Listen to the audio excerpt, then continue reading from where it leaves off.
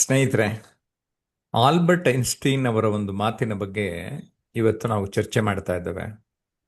ನಾನು ನನ್ನ ಮಕ್ಕಳಿಗೆ ಕಲಿಸುವುದಿಲ್ಲ, ಅವರು ಕಲಿಯುವ ಪರಿಸ್ಥಿತಿಗಳನ್ನ ಸೃಷ್ಟಿಸುತ್ತೇನೆ ಅಂತ ಹೇಳಿದ್ದಾರೆ. ಅಂದ್ರೆ ಇದರ ಅರ್ಥ ಏನು ಅಂದ್ರೆ, ನಾನೊಂದು ಮಾತು ಹೇಳ್ತಾ ಇರ್ತೀನಿ ಯಾವಾಗ್ಲೂ. ನಾವು ಏನು ಹೇಳ್ತೇವೆ ಆ ರೀತಿ ಮಕ್ಕಳು ಮಾಡೋದಿಲ್ಲ, ನಾವು ಹೇಗೆ ನಡ್ಕೊಳ್ತೀವಿ ಅವರು ಆ ರೀತಿ ನಡ್ಕೊಳ್ತಾರೆ ಅಂತ ಕೂಡ ಹೇಳ್ತಾ ಇರ್ತೀನಿ. ಅಂದ್ರೆ ಅಬ್ಸರ್ವೇಷನ್, ಅವಲೋಕನದಿಂದ ಹೆಚ್ಚು ಕಲಿತಾರೆ ಅನ್ನೋದು ಇಲ್ಲಿ ವಾದ. ಜೊತೆಗೆ ಸಮಾಜಶಾಸ್ತ್ರದಲ್ಲಿ ಏನು ಹೇಳ್ತಾರೆ ಅಂದರೆ, ಹೆರಿಡಿಟ್ರಿ ಮತ್ತು ಎನ್ವೈರನ್ಮೆಂಟ್ ಬಗ್ಗೆ ತುಂಬ ವಾದ ಮಾಡ್ತಾರೆ ಅಲ್ಲಿ. ನಮ್ಮ ಪೂರ್ವಜರಿಂದ ನಮಗೆ ಅನೇಕ ವಿಷಯಗಳು ಬರ್ತದೋ, ಪರಿಸರ ನಿರ್ಮಾಣ ಮಾಡ್ತದೋ ಅಂತ. ಸೊ ಈ ಐನ್ಸ್ಟೀನ್ ಮಾತೇನು ಹೇಳ್ತಾ ಇದೆ ಅಂದರೆ, ಆ ಪರಿಸರವನ್ನ ನಿರ್ಮಾಣ ಮಾಡಿದರೆ ಆಟೋಮೆಟಿಕಲಿ ಮಕ್ಕಳು ತಾವೇ ತಾವಾಗಿ ಕಲಿತಾರೆ ಅನ್ನುವಂತಹ ಒಂದು ಹಿಂಟನ್ನ ಕೊಟ್ಟಿದ್ದಾರೆ. ನಾನು ಕೂಡ ಈ ಮಾತನ್ನ ಒಪ್ತೇನೆ. ಕಾರಣ, ಕಲಿಯುವ ವಾತಾವರಣವನ್ನು ನಿರ್ಮಿಸಬೇಕು ಅಂದಾಗ, ಪುಸ್ತಕಗಳ ಬಗ್ಗೆ ಪ್ರೀತಿಯನ್ನು ಹುಟ್ಟಿಸಬೇಕು ಅಂದಾಗ, ನಾವು ಆಗಾಗ ಗ್ರಂಥಾಲಯಗಳಿಗೆ ಭೇಟಿ ನೀಡಿದರೆ ಮತ್ತು ನಮ್ಮ ಮನೆಯಲ್ಲಿ ಒಂದು ಪುಸ್ತಕದ ಕಪಾಟು, ನನ್ನ ಬ್ಯಾಕ್ಗ್ರೌಂಡಲ್ಲಿ ಒಂದು ಪುಸ್ತಕಗಳ ಒಂದು ಕಪಾಟಿದೆ, ಒಂದು ಪುಟ್ಟ ಲೈಬ್ರರಿಯ ರೀತಿಯಲ್ಲಿ ವಾತಾವರಣ ನಿರ್ಮಾಣ ಮಾಡಿದ್ರೆ ಮಕ್ಕಳು ಒಂದಲ್ಲ ಒಂದಿನ ಯಾವತ್ತೋ ತೆಗೆದು ನೋಡುತ್ತಾರೆ. ಸೊ ಪುಸ್ತಕದ ಬಗ್ಗೆ, ಓದುವಿಕೆಯ ಬಗ್ಗೆ ಅವ್ರಿಗೆ ಇಂಡೈರೆಕ್ಟಾಗಿ ಮೆಸೇಜ್ ಹೋಗ್ತಾ ಇರತ್ತೆ. ಶುಚಿಯಾಗಿರಬೇಕು ಮನೆಯೆಲ್ಲ.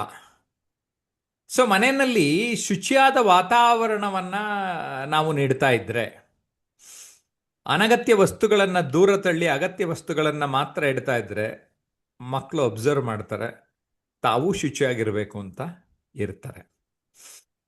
ದೊಡ್ಡವರು ಕೂಡ ಟೈಮಿಗೆ ಸರಿಯಾಗಿ ಏನೇನು ಕೆಲಸ ಮಾಡಬೇಕೋ ಪ್ಲ್ಯಾನ್ ಮಾಡಿಕೊಂಡು ಟೈಮ್ ಟೇಬಲ್ ಹಾಕ್ಕೊಳ್ತಾ ಇದ್ರೆ, ಮಗುನೂ ಕೂಡ ತಾನೊಂದು ಟೈಮ್ ಟೇಬಲ್ ಹಾಕ್ಕೊಂಡು ತಾನು ಇಷ್ಟೊತ್ತಿಗೆ ಹೇಳಬೇಕು, ಇಷ್ಟೊತ್ತಿಗೆ ಮಲಗಬೇಕು, ನಾನು ಏನೋ ಕೆಲಸ ಮಾಡಬೇಕು ಅನ್ನೋವಂಥದ್ದು ಸಾಧ್ಯ ಆಗ್ತದೆ. ವಿಚಾರ ಚೆನ್ನಾಗಿದೆ ಅಲ್ಲ ವೀಕ್ಷಕರು? ನೀವುಗಳು ನಿಮಗೆ ಏನು ಅನಿಸುತ್ತೆ ಅನ್ನೋದನ್ನು ಕಾಮೆಂಟ್ ಮಾಡಿದ್ರೆ ಮಾತ್ರ ನಮಗೆ ಗೊತ್ತಾಗ್ತದೆ. ನಮ್ಮ ಆನ್ಲೈನಲ್ಲಿ ಯಾರು ವಿದ್ಯಾರ್ಥಿಗಳು ಈಗ ಭಾಗವಹಿಸಿದ್ದಾರೆ ಅವರುಗಳು ಕೂಡ ಈ ವಿಚಾರದ ಬಗ್ಗೆ ಮಾತಾಡ್ತಾರೆ. ಮೊದಲನೇದಾಗಿ ವಿಕಾಸ್ ಅವ್ರನ್ನ ಮಾತಾಡಿಸ್ತಾ ಇದ್ದೇನೆ. ಎಸ್ ವಿಕಾಸ್, ನಮಸ್ಕಾರ. ನಮಸ್ಕಾರಗಳು ಸರ್. ಸರ್, ಇವತ್ತು ನಮಗೆ ಚರ್ಚಾ ವಿಷಯದಲ್ಲಿ ಗುರುವಾರ ನಾನು ನನ್ನ ಮಕ್ಕಳಿಗೆ ಕಲಿಸುವುದಿಲ್ಲ, ಅವರು ಕಲಿಯುವ ಪರಿಸ್ಥಿತಿಗಳನ್ನು ಸೃಷ್ಟಿಸುತ್ತೇವೆ ಅನ್ನೋ ವಿಚಾರದಲ್ಲಿ ಆಲ್ಬರ್ಟ್ ಐನ್ಸ್ಟೀನ್ ಬಗ್ಗೆ ನೀವು ವಿಚಾರವನ್ನು ಕೊಟ್ಟಿದ್ದೀರಿ ಸರ್. ಯಾಕೆಂದ್ರೆ ಮಕ್ಕಳಿಗೆ ಸ್ವಯಂ ಕಲಿಕೆ ಅನ್ನೋದು ಇರಬೇಕು ಅನ್ಸುತ್ತಾ ನನ್ನ ಅನಿಸಿಕೆಗಳು ಸರ್. ಸೆಲ್ಫ್ ಲರ್ನಿಂಗ್, ಮಕ್ಕಳು ಯಾರೇ ಕೊಡೋದಕ್ಕಿಂತ ತಾವೇ ಒಂದು ಸ್ಪಷ್ಟವಾಗಿ ಅವರು ಅನುಭವಿಸಿ ಅವರು ಕಲಿತ ವಿಷಯಗಳನ್ನು ಹೆಚ್ಚು ಕಾಲ ನೆನಪಿಟ್ಟುಕೊಳ್ತಾರೆ ಅಂತ ಹೇಳ್ಬೋದು. ಅವರಾಗೆ ಸೆಲ್ಫ್ ಲರ್ನಿಂಗ್ ಮುಖಾಂತರ ಅವ್ರ ಮಕ್ಕಳನ್ನ ನಾವು ಕ್ರಿಯೇಟಿವಿಟಿಯಾಗಿ ಮಾಡ್ಬೋದು ಅಂತ ಹೇಳ್ಬೋದು. ಯಾಕೆಂದರೆ ಮಕ್ಕಳಿಗೆ ನೇರವಾಗಿ ಉತ್ತರ ನೀಡೋ ಬದಲು ನಾವು ಉತ್ತರನ ಕಂಡುಕೊಳ್ಳೋ ರೀತಿಯಲ್ಲಿ ಅವರಿಗೆ ಬೇಕಾದ ಸನ್ನಿವೇಶನ ಒದಗಿಸಿದ್ರೆ ಖಂಡಿತ ಅವ್ರಿಗೆ ಆಲೋಚನೆ ಶಕ್ತಿನೂ ಹೆಚ್ಚಾಗುತ್ತೆ ಅಂತ ಹೇಳ್ಬೋದು ಸರ್. ಯಾಕೆಂದರೆ ಮಕ್ಕಳಿಗೆ ಆ ಎನ್ವೈರ್ಮೆಂಟ್ ನಾವು ಕ್ರಿಯೇಟ್ ಮಾಡಿದ್ರೆ, ಆ ಪರಿಸರ ಕ್ರಿಯೇಟ್ ಮಾಡಿದ್ರೆ ಮಕ್ಕಳು ಆ ಆಲೋಚನೆಯಲ್ಲಿ ಅವರೇ ಓನ್ ಕ್ರಿಯೇಟಿವಿಟಿನಲ್ಲಿ ಕಲೀಲಿಕ್ಕೆ ಅವಕಾಶ ಆಗುತ್ತೆ ಅಂತ ಹೇಳ್ಬೋದು.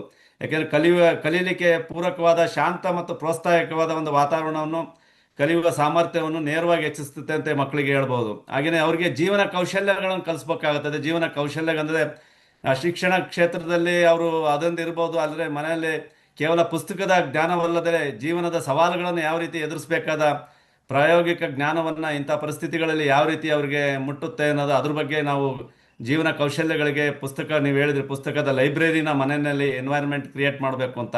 ಹಾಗೆ ದಿನಪತ್ರಿಕೆಗಳನ್ನು ಅವ್ರಿಗೆ ದಿನಪತ್ರಿಕೆಗಳಲ್ಲಿ ಓದೋ ಮುಖಾಂತರ ಅವ್ರಿಗೆ ಅಳವಡಿಸಿ ಅವ್ರಿಗೆ ವ್ಯವಸ್ಥಿತವಾಗಿ ನೋಡ್ಬೋದು ಅವ್ರನ್ನ ಮುಂದೆ ಬರಲಿಕ್ಕೆ ಅಂತ. ಹಾಗೆಯೇ ಅವರು ಮಕ್ಕಳಿಗೆ ಏನು ಕಲಿಬೇಕು ಅಂತ ಹೇಳೋ ಬದಲು ಹೇಗೆ ಕಲಿಬೇಕು ಎಂಬುದಕ್ಕೆ, ಹೇಗೆ ಕಲಿಬೇಕು ಎಂಬುದಕ್ಕೆ ಅವ್ರಿಗೆ ದಾರಿ ಮಾಡಿಕೊಡ್ಬೇಕಾಗುತ್ತೆ ಅಂತ ಹೇಳ್ಬೋದು. ಹಾಗೆಯೇ ತಾವಾಗಿಯೇ ಕುತೂಹಲ ಕಲಿಯುವಂತೆ ಪ್ರೇರಿಸ್ಬೇಕು. ತಾವೇನೇ ಅತ್ಯಂತ ಅದು ಒಂದು ರೀತಿ ಪರಿಣಾಮಕಾರಿಯಾಗಿರುತ್ತದೆ ಅಂತ ಅವರೇ ಕಲೀಲಿಕ್ಕೆ ಅವರನ್ನೇ ನಾವು ಪ್ರೇರಣೆ ಮಾಡಿದರೆ ಖಂಡಿತವಾಗಿ. ಯಾಕೆಂದರೆ ಶಿಕ್ಷಣದಲ್ಲಿ ಸ್ಕೂಲ್ನಲ್ಲಿ ಕಲಿಯೋದು ಬೇರೆ, ಆಮೇಲೆ ಮನೆಯಲ್ಲಿ ಮನೆ ಎನ್ವೈರನ್ಮೆಂಟ್ ಪೋಷಕರ ಮುಖಾಂತರ ಕಲಿಯೋ ವಾತಾವರಣನೇ ಬೇರೆ ಇರುತ್ತದೆ ಸರ್. ಯಾಕೆಂದರೆ ನಮ್ಮ ಪೋಷಕರು ನಾವು ಏನು ನಡವಳಿಕೆ ಮೇಲೆ ಇರ್ತದೆ ಆ ರೀತಿಯಾಗಿ ಅವರು ಮಕ್ಕಳನ್ನ ನಾವು ಪ್ರೇರಣೆ ಮಾಡಿ ಆ ವಾತಾವರಣನ ಪರಿಸರನ ಕ್ರಿಯೇಟ್ ಮಾಡಿದರೆ ಖಂಡಿತವಾಗಿ ಮಕ್ಕಳು ಅವರನ್ನೇ ಹೋಗಿ ಸೆಲ್ಫ್ ಲರ್ನಿಂಗ್ ಮುಖಾಂತರ ಅವರು ನಮ್ಮ ಪೋಷಕರ ಪ್ರೇರಣೆನೇ ಇಂಪಾರ್ಟೆಂಟ್ ಆಗುತ್ತೆ ಅಂತ ಹೇಳಿ ನನ್ನ ಎರಡು ಮಾತುಗಳನ್ನು ಮುಗಿಸ್ತಾ ಇದ್ದೀನಿ ಸರ್. ಧನ್ಯವಾದಗಳು. ಓಕೆ ವಿಕಾಸ್, ನಮ್ಮ ಜೊತೆ ಶಂಕರ್ ಕೂಡ ಇದ್ದಾರೆ. ಈ ವಿಚಾರವಂತ ತುಂಬ ಚೆನ್ನಾಗಿದೆ. ಎಲ್ಲರೂ ಕೂಡ ಸ್ವಲ್ಪ ಗಮನ ಇಟ್ಟು ಅರ್ಥ ಮಾಡಿಕೊಂಡ್ರೆ ತುಂಬ ಒಳ್ಳೆಯದು ಅಂತ ನನಗೆ ಅನ್ನಿಸ್ತಾ ಇದೆ. ಬಿಕಾಸ್ ಈಗ ಫಾರ್ ಎಕ್ಸಾಂಪಲ್ ಮಕ್ಕಳ ಜೊತೆ ನಾವು ಆಡಿಕೊಂಡು ಆಟವನ್ನು ಆಡುತ್ತಿದ್ದರೆ ಅದೇ ಆಟದ ಬಗ್ಗೆ ಆ ಮಗುವಿಗೆ ಪ್ರೀತಿ ಬರುವ ಸಾಧ್ಯತೆ ಇರ್ತದೆ. ಎಸ್ ಶಂಕರ್. ನಮಸ್ತೆ ಸರ್. ನಾನು ನನ್ನ ಮಕ್ಕಳಿಗೆ ಕಲಿಸುವುದಿಲ್ಲ, ಅವರು ಕಲಿಯುವ ಪರಿಸ್ಥಿತಿಗಳನ್ನು ಸೃಷ್ಟಿಸುತ್ತೇನೆ. ಇದು ಏನು ಆಲ್ಬರ್ಟ್ ಐನ್ಸ್ಟೈನ್ ರವರ ವಾಕ್ಯ ಏನಿದೆ, ಇದು ಎಲ್ಲಾ ಕಾಲಘಟ್ಟಕ್ಕೂ ಅನ್ವಯಿಸುವಂತದ್ದು, ಎಲ್ಲ ಮಕ್ಕಳು ಮತ್ತು ಪೋಷಕರಿಗೂ ಅಪ್ಲೈ ಆಗುವಂತದ್ದು, ಅಂದ್ರೆ ಅನ್ವಯಿಸುವಂತದ್ದಾಗಿರುತ್ತೆ. ಈಗ ಏನ್ ಮಕ್ಕಳು ಏನಿರ್ತಾರೆ, ಒಂದು ವಯಸ್ಸಿಗೆ ಬರುವವರೆಗುನು ಅವ್ರಿಗೆ ಅವರು ಒಂದು ಸ್ವಂತ ಯೋಚನೆ ಮಾಡೋವರ್ಗುನು ಒಂದು ಕಲಿಕಾ ಹಂತದಲ್ಲಿ ಅವರ ಒಂದು ಬೌದ್ಧಿಕ ಬೆಳವಣಿಗೆ ಅಥವಾ ಕಲಿಕೆ ಅನ್ನೋದು ಏನಿರುತ್ತೆ, ಅದ್ರ ಮೇಲೆ ಈ ಒಂದು ಕುಟುಂಬದ ಪ್ರಭಾವ ತುಂಬಾ ದೊಡ್ಡದಿರುತ್ತೆ. ಕುಟುಂಬ ಇರ್ಬೋದು ಅಥವಾ ಕುಟುಂಬದ ನೆರೆಹೊರೆಯ ಒಂದು ಪ್ರಭಾವ ತುಂಬಾ ಇರುತ್ತೆ. ಅದರಲ್ಲೂ ಕುಟುಂಬದಲ್ಲಿ ಮುಖ್ಯವಾಗಿ ಈ ತಂದೆ ತಾಯಿಗಳ ಪಾತ್ರ ಬಹಳ ದೊಡ್ಡದಿರುತ್ತೆ.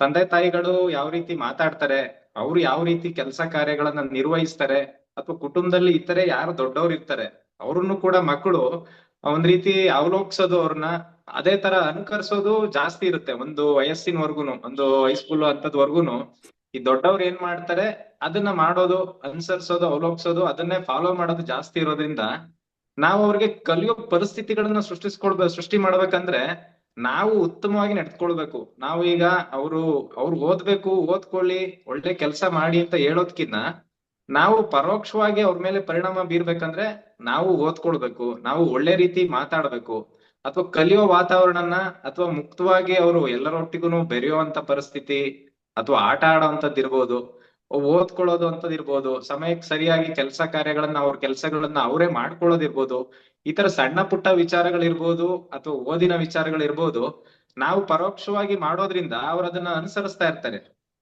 ಅನುಕರಣೆ ಮುಖಾಂತರನೇ ಅವರು ತುಂಬಾ ವಿಚಾರಗಳನ್ನ ಕಲ್ತ್ಕೊಂತಾರೆ. ಈಗ ಈ ಭಾಷೆಯ ಕಲಿಕೆನೂ ಅಷ್ಟೇನೆ. ಈಗ ಅಕ್ಕಪಕ್ಕದಲ್ಲಿ ಅಥವಾ ಕುಟುಂಬದಲ್ಲಿ ಅಥವಾ ಒಂದು ಕುಟುಂಬದ ಅಕ್ಕಪಕ್ಕದಲ್ಲಿ ಬೇರೆ ಭಾಷೆಗಳನ್ನ ಯಾರು ಮಾತಾಡ್ತಾ ಇದಾರೆ ಅಂದ್ರೆ ಮಕ್ಕಳು ಸುಲಭವಾಗಿ ಆ ಭಾಷೆನ ಗ್ರಹಿಸ್ಕೊಂಡು ಆರಾಮವಾಗಿ ಭಾಷೆ ಕಲ್ತು ಬಿಡ್ತಾರೆ. ಸೊ ಹೀಗಾಗಿ ನಾವು ಮಕ್ಕಳಿಗೆ ನಾವು ಕಲ್ಸೋದ್ಕಿನ್ನ ಈ ರೀತಿ ಕಲೀರಿ, ಈ ರೀತಿ ಓದ್ಕೊಳ್ಳಿ ಅಂತ ಹೇಳೋದ್ಕಿನ್ನ ಕಲಿಯುವಂತ ಪರಿಸ್ಥಿತಿಗಳನ್ನ ನಾವು ಜಾಸ್ತಿ ಮಾಡ್ಬೇಕಾಗತ್ತೆ. ಅಂದ್ರೆ ಅವ್ರನ್ನ ಈ ಹೊರಗಡೆ ಪರಿಸರಕ್ಕೆ ಕರ್ಕೊಂಡು ಹೋಗೋದು, ಅಥವಾ ಒಂದು ಪಾರ್ಕ್ಗಳಿಗೆ ಕರ್ಕೊಂಡು ಹೋಗ್ಬೋದು, ಅಲ್ಲಿ ಗಿಡ ಮರಗಳು ಯಾವ ರೀತಿ ಬೆಳೀತವೆ, ಅಥವಾ ಯಾವ ರೀತಿ ವೆಹಿಕಲ್ಗಳು ಓಡಾಟ ಇರುತ್ತೆ, ಟ್ರಾಫಿಕ್ ಅಲ್ಲಿ ಯಾವ ರೀತಿ ನಾವು ರಸ್ತೆಗಳನ್ನ ದಾಟಬಹುದು, ಈ ರೀತಿ ಸಣ್ಣ ಪುಟ್ಟದ್ರಿಂದ ಹಿಡಿದು ಮುಖ್ಯವಾದ ವಿಚಾರಗಳು ಅವರು ದಿನನಿತ್ಯದಲ್ಲಿ ಏನೇನೆಲ್ಲ ಮಾಡ್ಬೋದು ಅದನ್ನ ನಾವು ಪರೋಕ್ಷವಾಗಿ ಅವ್ರು ಮಾಡಿ ತೋರ್ಸೋದ್ರಿಂದ ಜಾಸ್ತಿ ಕಲ್ತ್ಕೊಳ್ತಾರೆ ಅಂತ ಹೇಳಿ ನಾನು ಭಾವಿಸ್ತೀನಿ. ಹೀಗಾಗಿ ನಾವು ಅವ್ರಿಗೆ ಕಲಿಸೋದಕ್ಕಿಂತ ಕಲಿಯೋ ಪರಿಸ್ಥಿತಿಗಳನ್ನ ಹೆಚ್ಚೆಚ್ಚು ಸೃಷ್ಟಿ ಮಾಡಿದ್ರೆ ಮಕ್ಕಳು ಅತಿ ಬೇಗವಾಗಿ ಕಲ್ತ್ಕೊಳ್ತಾರೆ ಅಂತ ಹೇಳ್ತೀನಿ. ಇಷ್ಟ ಹೇಳಿ ನನ್ನ ಮಾತು ಮುಗಿಸ್ತೀನಿ ಸರ್. ನಮಸ್ಕಾರ ಸರ್. ಎಸ್ ಶಂಕರ್, ತುಂಬಾ ಚೆನ್ನಾಗಿ ತಾವು ಪರಿಸರ ಹೇಗೆ ಮಕ್ಕಳ ಮೇಲೆ ಪ್ರಭಾವ ಬೀರುತ್ತೆ ಅಂತ ಹೇಳಿದ್ರೆ, ಈಗ ಸುದರ್ಶನ್ ತಮ್ಮ ಅನಿಸಿಕೆ ತಿಳಿಸಿ. ನಮಸ್ಕಾರ ಎಲ್ರಿಗೂ. ನಾನು ನನ್ನ ಮಕ್ಕಳಿಗೆ ಕಲಿಸುವುದಿಲ್ಲ, ಅವರು ಕಲಿಯುವ ಪರಿಸ್ಥಿತಿಗಳನ್ನ ಸೃಷ್ಟಿಸುತ್ತೇನೆ. ಆಲ್ಬರ್ಟ್ ಐನ್ಸ್ಟೀನ್ ಅವರ ಈ ಮಾತೇನಿದೆ ಅದು ನಮ್ಮ ಕನ್ನಡದಲ್ಲಿರುವಂತಹ ಮನೆಯೇ ಮೊದಲ ಪಾಠಶಾಲೆ, ತಾಯಿಯೇ ಮೊದಲ ಗುರು ಅನ್ನೋ ಮಾತೇನಿದೆ, ಎರಡು ಕೂಡ ಬಹಳ ಹತ್ತತ್ರ ಅಂತ ಅನ್ಸುತ್ತೆ. ಹೀಗೆ ನಾವು ಏನೇ ಒಂದು ಮಕ್ಕಳಿಗೆ ಕಲಿಸ್ಬೇಕು ಅಂದ್ರೆ ನಾವು ಅದನ್ನ ಕಲಿಸೋದಕ್ಕಿಂತ ನಾವೇ ಆ ಕೆಲ್ಸನ ಮಾಡ್ತಾ ಇದ್ರೆ ಮಕ್ಕಳು ಬೇಗ ಕಲಿಯುವಂತ ಚಾನ್ಸಸ್ ಬಹಳಷ್ಟು ಇದೆ. ಬೇಗ ಕಲಿಯೋದೇನೋ, ಮಕ್ಕಳು ಕಲಿಯೋದೇ ಅದನ್ನ ನಾವೇನ್ ಮಾಡ್ತಾ ಇರ್ತೀವಿ ಅದನ್ನೇ ಕಲಿತಾ ಹೋಗ್ತಾರೆ, ಮತ್ತೆ ಅದನ್ನ ಅಬ್ಸರ್ವ್ ಮಾಡ್ತಾ ಇರ್ತಾರೆ. ಮತ್ತೆ ಮಕ್ಕಳಿಗೆ ಅಬ್ಸರ್ವ್ ಮಾಡೋ ರೀತಿ ಹೇಗಿರತ್ತೆ ಅಂದ್ರೆ ಪ್ರತಿಯೊಂದು ಸಣ್ಣದನ್ನು ಯೋಚಿಸಿ ನೋಡಿ, ಅಂದ್ರೆ ಅದನ್ನ ಯೋಚಿಸಿ ಅನ್ನೋದಕ್ಕಿಂತ ನಾವು ಮಾಡೋದನ್ನ ಏನ್ ಮಾಡ್ತಾ ಇರ್ತೀವಿ ಅದನ್ನ ತಕ್ಷಣ ಅಬ್ಸರ್ವ್ ಮಾಡ್ಕೊಂಡು ಅದನ್ನೇ ಮಾಡೋದಕ್ಕೆ ಶುರು ಮಾಡ್ಬಿಡ್ತಾರೆ ಮಕ್ಕಳು.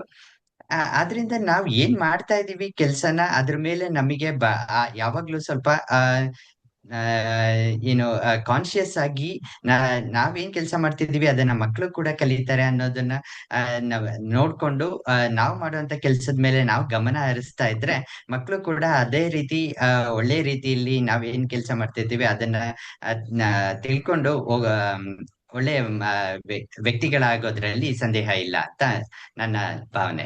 ಎಸ್, ಧನ್ಯವಾದಗಳು. ಸುದರ್ಶನ್ ನಮ್ಮ ಜೊತೆ ರಾಜೇಂದ್ರ ಇದ್ದಾರೆ. ರಾಜೇಂದ್ರ, ನಿಮ್ಮ ಅನಿಸಿಕೆ ತಿಳಿಸಿ. ನಮಸ್ಕಾರ ಎಲ್ಲರಿಗೂ. ಇಂದು ಐ ಥಿಂಕ್ ಇಂದು ನಾನು ಒಂದು ವಿವಿಧವಾದ ಅತ್ಯಂತ ಪರಿಣಾಮಕಾರಿ ವಿಚಾರವನ್ನು ಹಂಚಿಕೊಳ್ಳಲು ಬಯಸುತ್ತೇನೆ. ಇವತ್ತಿನ ಟಾಪಿಕ್ ನಾನು ನನ್ನ ಮಕ್ಕಳಿಗೆ ಕಲಿಸುವುದಿಲ್ಲ, ಆದರೆ ಅವರ ಕಲಿಯುವಂತ ಪರಿಸರವನ್ನು ಸೃಷ್ಟಿಸುತ್ತೇನೆ. ಇದು ಆಲ್ಬರ್ಟ್ ಐನ್ಸ್ಟೈನ್ ಅವರ ಒಂದು ಕೋಟ್. ಸೊ ನಾವು ಸಾಮಾನ್ಯವಾಗಿ ಏನ್ ಮಾಡ್ತೇವೆ ಅಂದ್ರೆ ಮಕ್ಕಳಿಗೆ ಹೇಳ್ತೇವೆ ಇದನ್ ಮಾಡು ಅದನ್ ಮಾಡು, ಆ ತರ ಓದು ಈ ತರ ಓದು. ಆದರೆ ಮಕ್ಕಳು ತಿಳಿಯೋದು ಸತ್ಯವೇನೆಂದ್ರೆ ಮತ್ತೆ ಮಕ್ಕಳು ಮಾತುಗಳಿಂದ ಅಲ್ಲ ಪರಿಸರದಿಂದ ಕಲಿಯುತ್ತಾರೆ. ಅಂದ್ರೆ ಮನೆಯಲ್ಲಿ ಶಾಂತಿ ಇದ್ದರೆ ಮಕ್ಕಳು ಶಾಂತಿಯನ್ನು ಕಲಿತಾರೆ, ಪ್ರೀತಿ ಇದ್ದರೆ ಪ್ರೀತಿಯನ್ನು ಕಲಿತಾರೆ. ನಾವು ಗೌರವ ಕೊಡ್ತಿದ್ರೆ ಅದನ್ನ ನೋಡ್ಕೊಂಡು ಮಕ್ಕಳು ಗೌರವನ ಬೆಳೆಸುತ್ತಾರೆ.